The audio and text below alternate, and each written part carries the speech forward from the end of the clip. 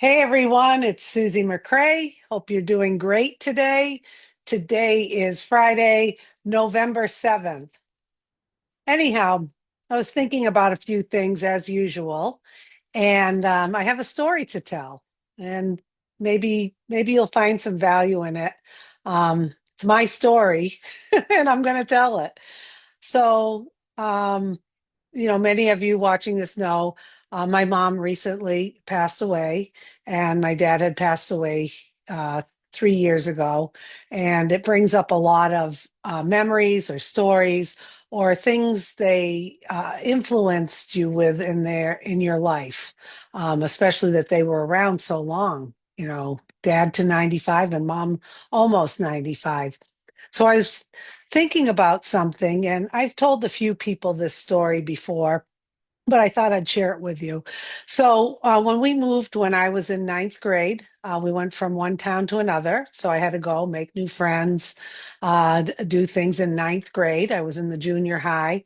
And then our high school was 10 through 12. So I made new friends and I was an athlete. I was a jock, and that allowed me to make a lot of new friends, have some fun, fit in, so to speak. So my sophomore year in the fall, I was a field hockey player and I made the varsity and I was shocked. I had no expectation. I just went out there and played. I started most of the games. At the end of the season, patting myself on the back, I got the winning goal for us to go to the tournament as a sophomore. I remember we were sophomore to senior. So that was a big deal. I never expected it, but I made the varsity team. So move on to the next sport. Late fall, we start going to basketball tryouts. I was a pretty good basketball player. I was quick. I had a good shot. I thought I was a good player. So what happened from field hockey to basketball was that let me shut something off here, getting messages. Anyway, from um, field hockey to basketball, something had changed. Okay. Maybe a little sense of entitlement. Hey, Susie made varsity as a sophomore.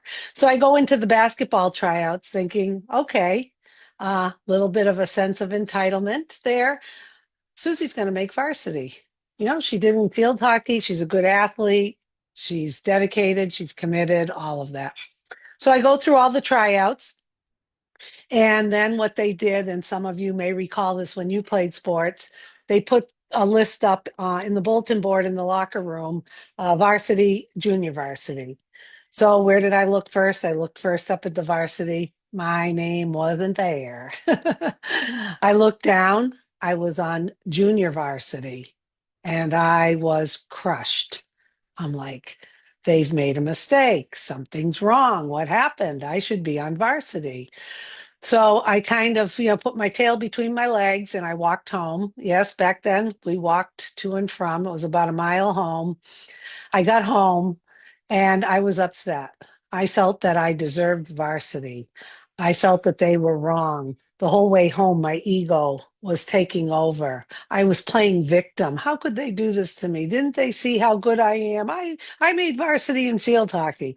Anyway, I walk in, there's mom. She always had a hot meal ready for me after practice or after games. And I came in and she looked at me and she goes, "How did it go?" And my upper lip started quivering, because here's mom. I fell apart. I started crying. I said, "They put me on JV, junior varsity. I didn't make the varsity." So my mom immediately hugged me. And that lasted only a few seconds because then she looked at me and she said, "Susie, I'm going to tell you something right now.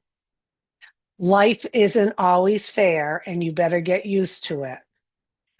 Don't play victim. You know what? You just keep playing. You do your best. You be a teammate to your teammates, and eventually they will see and things will happen for you." So, of course, that was a little tough. Life isn't fair. Get used to it from mom. And the next day, I went, and the two coaches, the varsity and junior varsity coach, pulled me in to talk to me. And they said, Susie, you know what? You are a good player, but you're young. And we thought it would be best to put you on junior varsity so that you could get more experience, you could practice, more, um, more time on the floor. So in the back of my mind, I was still thinking, you've made a mistake. You've made a mistake. Yeah, this does have a happy ending. Um, you made a mistake. You made a mistake. But you know what? I swallowed my pride and I said, I'm committed. I'm not switching teams. I'm not switching schools. My parents aren't coming in. Oh, what have you done to our Susie? None of that. None of that. This was back in like 1977. Those things didn't happen then. I had to advocate for myself. So I practiced hard, and the first junior varsity game, I blew it out of the water. I played great. I was high scorer. I had a lot of steals. I had a lot of assists. I played great, and I was proud of myself. My parents were at the game. They were proud of me. And guess what happened? I got moved up to varsity immediately after that game. The coaches brought me into the office again, and they said, we made a mistake. We're sorry we didn't see what we should have seen in you. And I ended up starting as a varsity player in basketball, and I continued to do my best. So I guess you all know the moral of the story here. I went into the field hockey team with no expectation, no sense of entitlement, no victim. I went in, I played my heart out, I made varsity, and I was like, it was great. It was unexpected. Then I got a sense of entitlement that I should be on the varsity basketball team. Don't they know this? you know? So my mindset was different going into basketball. I had a clean slate going into the first four. So it really, really, really sunk in about entitlement. And the saying always goes, if you have a sense of entitlement, you're always guaranteed a seat at the victim's table. But my mom hugging me, consoling me, and then looking me in the eye and saying, life isn't fair all the time, Susie, and get used to it. Don't play victim was just a dynamic moment in my life that empowered me. Now, I'm not perfect by any stretch of the imagination. We all go through with our ego and maybe some entitlement. Maybe once in a while we want to play victim, or we catch ourselves almost playing victim and pointing fingers, they're wrong. Mine had a happy ending, but I think it was because of my mom that she immediately turned me back to just, be myself. And she adjusted my mindset, and it's been everlasting.